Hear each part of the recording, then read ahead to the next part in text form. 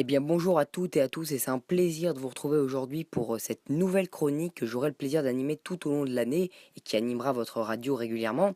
Cette chronique nommée Fondamentalement Sport aura pour objectif de décrypter l'actualité du sport mais également surtout les enjeux sociaux qui animent le sport, véritable fer de lance de notre population et de notre société aujourd'hui, mais que ce soit au niveau business, politique, social et qui rythme notre quotidien régulièrement, notamment pour les fans de sport, mais pour tous, avec notamment les enjeux qui l'animent.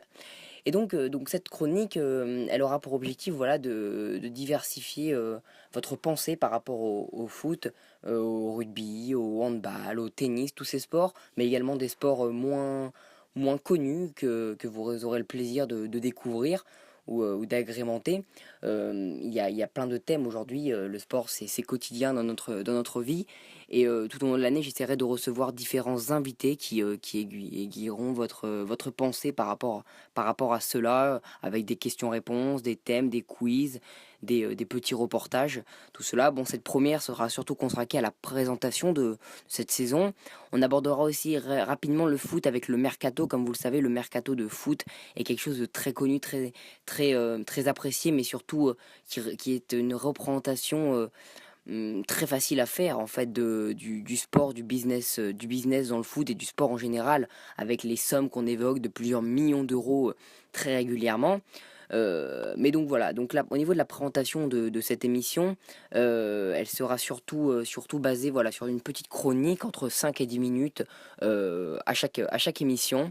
Elle sera essentiellement présentée par moi, mais j'essaierai de régulièrement avoir des invités qui pourront m'aider et que je lancerai sur des différents sujets pour avoir leur opinion et pour varier un peu l'opinion de chacun, basé donc comme je vous le disais sur différents sports, le foot, le handball, le tennis, le rugby, mais aussi le golf, la Formule 1, des sports qui font vaciller beaucoup d'argent, mais aussi des sports un peu méconnus et qui évoquent différents problèmes sociaux, et également la féminisation du sport, qui aujourd'hui est un problème, mais en même temps un enjeu important pour les sociétés.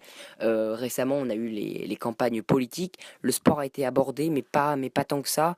On sait que Laura Flessel est la nouvelle ministre des Sports, elle a beaucoup d'objectifs pour cette nouvelle campagne et elle espérera mettre en avant le sport. C'est une femme, donc bien sûr aussi les femmes dans le sport qui lui tient énormément à cœur. Emmanuel Macron, notre nouvel président, a des enjeux et a des objectifs et de devoirs bien sûr par rapport à cela. Et on espère qu'il les tiendra. Mais donc voilà, pour cette première émission, je voulais parler un petit peu de foot et du mercato. Comme vous le savez, ce mercato qui vient de se terminer a fait parler beaucoup, a fait parler, a mis du bruit un peu, notamment par rapport aux sommes qui ont été évoquées. On parle forcément de Neymar, mais avec son arrivée au PSG, mais c'est surtout en général la teneur qu'a pris le mercato et le foot. On évoque des sommes de plus en plus hautes. En fait, ce qu'il faut comprendre, c'est que il y a un plafond bas qui est mis chaque année avec le foot, notamment grâce aux droits télévisuels qui brassent de plus en plus d'argent. Et en fait, ce plafond bas marque un minimum à atteindre pour la vente d'un joueur. Et en fait, plus le joueur devient bon, plus le plafond augmente. Il n'y a pas de plafond maximum, mais parfois il y a un plafond minimum qui augmente et qui permet de faire passer le football et l'argent du foot dans une nouvelle ère. Et ça rend tout cela exceptionnel. Donc on a beaucoup parlé de Neymar, mais il y a énormément de débats qui ont eu lieu pendant ce mercato, de savoir comment les clubs recevaient autant d'argent. Est-ce que c'était les clubs vraiment qui payaient les joueurs ou plutôt des pays? On parle beaucoup du Qatar avec le PSG, mais les Russes, les Émirats, les Américains investissent les clubs de plus en plus, les rachètent et investissent beaucoup d'argent pour une pub personnelle également. Donc on a énormément parlé de cela, pardon, mais également des débats du fair play financier, par exemple, qui a été mis en place il y a 3 ans maintenant par l'UEFA et la FIFA, les deux grands organismes du foot, et qui ont pour but de régler un peu régler les problèmes d'argent entre les clubs, égaliser, essayer d'avoir une équité sportive et une équité financière, pénaliser notamment les clubs qui dépensent trop d'argent et qui n'équilibrent pas leur balance. Ça a été le cas pour le PSG, mais si on le regarde bien cette année, le PSG n'a eu aucun problème à contourner ce fair play financier en mettant en place des montages financiers qui lui ont permis de pouvoir acheter sans pression chaque joueur qui le voulait, notamment Neymar à 222 millions en payant la clause libératoire, ce qui est une première, une clause libératoire aussi haut, mais également avec Mbappé, Kylian Mbappé, le jeune prodige français de 18 ans, qui normalement est allé au PSG grâce à un prêt avec option d'achat, mais pas forcément obligatoire. Enfin, voilà. Aujourd'hui, l'objectif pour les clubs comme ça est de contourner le fair play financier en mettant en place, comme je disais, des montages financiers qui ont pour objectif de ne pas se faire taper sur les doigts entre guillemets et surtout d'équilibrer les comptes mais pas sur une seule année, sur plusieurs années et ainsi avec plusieurs ventes pouvoir se remettre sur une balance positive ou même nulle qui suffit au club. Mais comme on le sait aujourd'hui, de nombreux clubs dans le monde ont des déficits impressionnants de plusieurs millions d'euros et proches du milliard.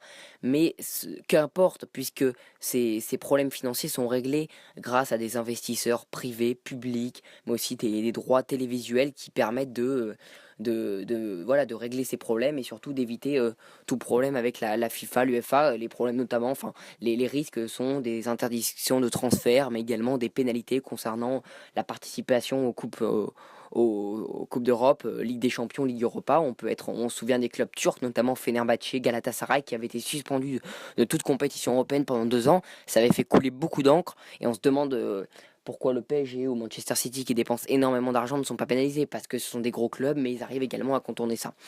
Donc voilà, je voulais vous donner mon opinion pour une première. Je savais pas vraiment par quoi commencer parce que j'avais pas eu encore le temps d'organiser tout cela, mais c'était le moment parce qu'il y a eu il y a eu le mercato qui vient de se terminer et c'était le moment d'en parler et d'évoquer cela en même temps qu'une présentation de l'émission. Donc voilà, comme je vous disais, ce sera basé autour du foot business, du sport business, pardon, les problèmes sociétaux, politiques, économiques que le sport, la féminisation du sport également. Mais on parlera de foot, mais j'essaierai de varier parce qu'on parle beaucoup de foot. Peut-être les gens en ont marre. C'est bien aussi de parler d'autres sports parce que on parle de l'argent dans le foot, mais il n'y a pas que dans ce sport. L'argent se développe dans beaucoup de sports. Le rugby en premier, encore qui est professionnel depuis très peu de temps. Et ça, pourtant, on s'en rend moins compte. On pourra parler également de dopage qui fait couler beaucoup d'encre dans le cyclisme parce que c'est le sport dont on en connaît le plus, mais également dans d'autres sports.